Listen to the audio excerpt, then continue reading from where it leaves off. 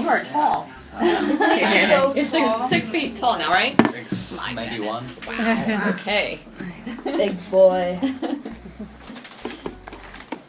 So you guys have a lot of wire and stunt work. You've probably had experience with that before, right?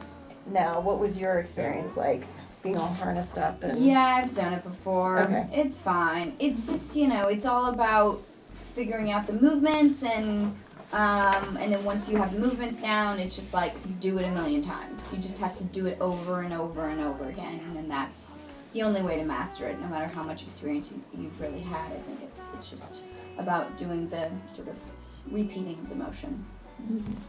Was there some sort of backstory about how you guys began chatting online? I mean, how, or did you come up with your own thing about how you initially connected?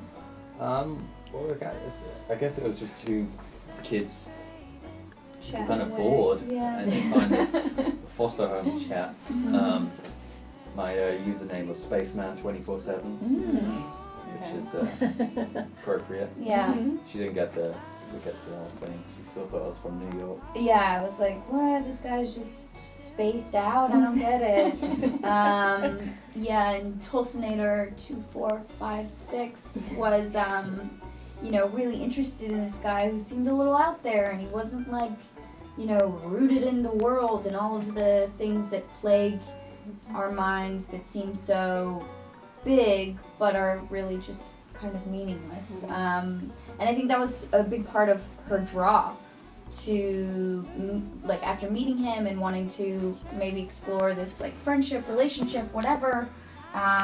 He's someone that she's never really met anyone like this before, and I do think it served her well. It brought her out of her shell, and it gave her a way to be open and kind and vulnerable with someone who she's never really had.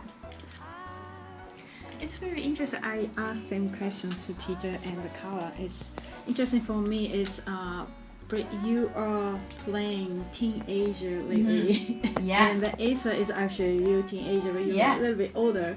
So my question is both of you, one for Asa, is that how do you kind of like making chemistry and having same age chemistry? Sure. And Britt, how do you see you being casting like a college student, teenage, but you're... Yeah, I you mean, know, I think teen. it's...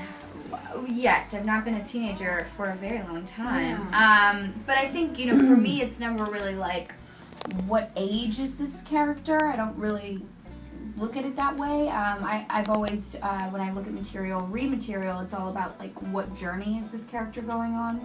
And, like, how can I serve this character, and what's interesting, what's fascinating about it to me. So I never really looked at it from, like, an age point of view, because I don't think Tulsa is really, like, in the mindset of a teenager. She's had to be an adult for a really long time. She's had to take care of herself. She's had to, like, figure out where she's going to live, how she's going to pay their mortgage or pay for the gas. She thinks, like, very... like an adult. And when she meets Gardner, it is kind of, there is this dynamic where she's almost parenting him in some ways. There's this very specific kind of thing where she's like, teaching him about the world. Like, how do you not know this? How do you not, like, get it together? These are people. Why aren't you reacting this way? Why aren't you being human? And conversely, at the very end of the film, you realize that he's done the very same thing for her. He's been able to teach her about the beauty of life and all of the things that you can appreciate. So I think it really helps the dynamic, actually, our age difference. But it's not something that I really, like, pay attention to. Can you tell us about how? How did you make chemistry? Well, I mean, as with any kind of relationship, I don't think the difference in age had any kind of impact on it, because you get on well with the person, and you hang out, and when you're on set, you're on a kind of level playing field, so there isn't any kind of Superiority or... yeah, exactly. So it's just as easy. Can you tell us about the traits or similar traits that you share with your character in real life? We both, I think I'm me and Gardner are both quite interested in the natural world and are kind of fascinated by it in sort of lots of aspects.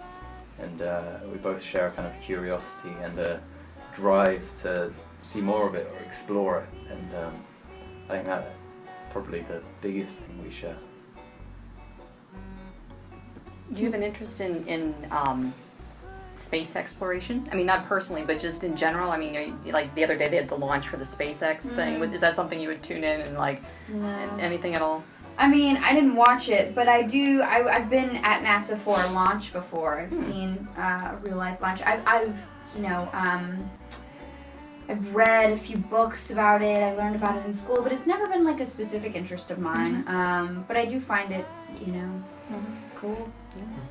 Hey, so you, okay, Or I would just say, Asa, did you have any thoughts on that, like, you know, space exploration or colonizing another planet or anything like that? Yeah, I am interested in it. I like science fiction. I'm quite a technologically kind of up-to-date person. I like seeing what's the new developments are, and I think Really? I built my last PC. Wow. But aside from that, I guess, yeah, going to Mars is the next logical step. Unless, I mean, I'm still hopeful that we'll come up with some sort of way to fix, or not necessarily fix, but try and help the kind of shitstorm we've stirred for ourselves. And I think as long as technology is advancing, we should theoretically come up with a solution, because so much attention's being put toward it.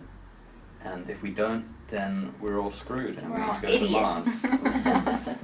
But it's the kind of iPhones it's our and own get fault. together. So, yeah. Fix the environment. That's right. So, Asa, you're gonna be 20 this April. So what's your plan? You're in college student now, and the 20 in Japan, we are able to drink. I was actually just in Japan. Yeah, I saw that your Twitter. It was lots of fun. How come you're visiting the vacation? Vacation. My brother lives there and my uncle lives there as well in Tokyo. And his wife's Japanese, they have family. So I've got quite a lot of connections to Japan. And I love it there. And what were you asking me before? What's your plan? That you're in college or you're Oh yeah, taking I'm not in college. What's your plan? What's your plan? Anxiety attack. You got a plan, buddy? I'm not in college.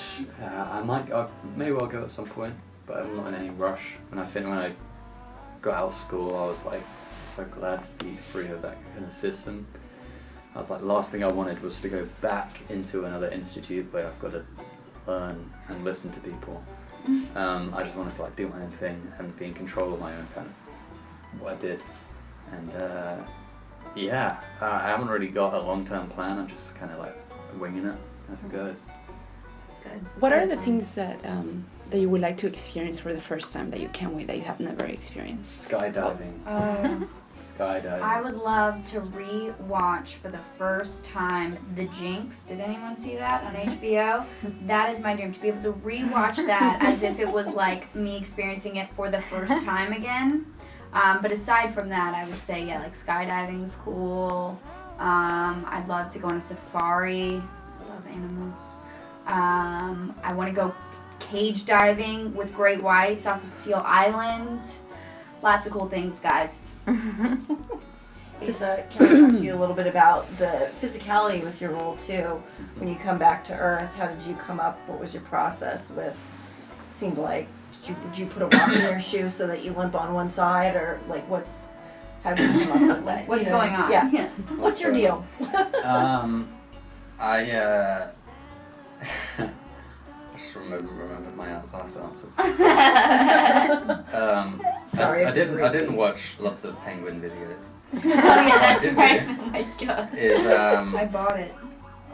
tied like weights around my ankles and had a weight vest on around my hands just to see how that changed the way you move and the way you run. And I had someone film me whilst I was doing all these different actions, and then take them off, and then you try and replicate it as best you can. And yeah, and then the hardest part was keeping it consistent, but sort of have a consistent tailing off of it, because I start off where he's like severely kind of has a kind of issue. He's got some issues with his walking.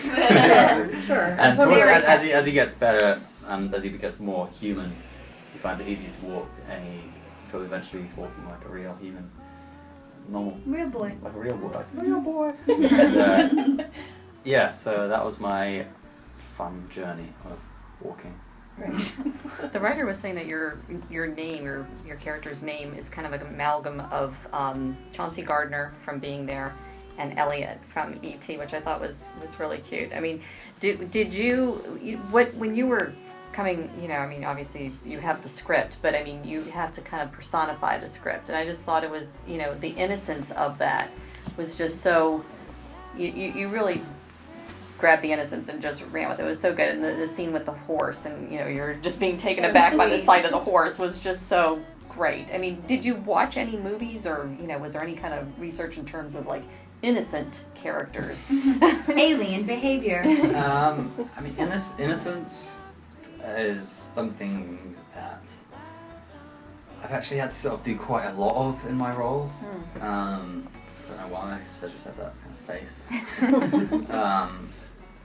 Whether it like the boy in the striped pajamas, where he was like this pretty innocent boy, unaware of all the horror that's going on around him, or a few other films. I won't go into detail. Anyway, but his character, yeah, I watched Being There, which was again a really great reference for me, and Wings of Desire, which the film consistently kind of looks at, even in its cinematography, which is very interesting.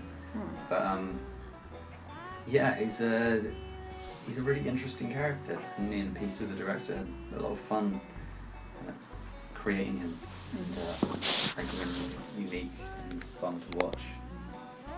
Well, having played characters like that are kind of innocent, do you think people have a certain expectation of you, or do they have a preconception of you when they meet you and then realize, wait a minute, this guy is like really actually deep and knows how to fix a computer and that kind of stuff? Do you think people kind of have that you have a certain perception out there that may be inaccurate? I don't know. Like in the real, like as me, Yeah. as a real person, Yeah. as a real boy. Real man. Yeah, I don't really know what people's perceptions of me are. Yeah, I guess I'm not that like. When I'm back in London, I managed to keep a pretty low profile, so I kind of just like do my own thing and hang out with my friends, and there's not really any pressure, or like I'm not trying to sort of do anything in particular. I just do what interests me, and that is like video games and technology and the natural world. And I think if you know me, then you know that's the case. Otherwise, I have no idea what people And it doesn't think really of me. matter. It doesn't really matter either, yeah. Thank you guys very much. Okay. Thanks.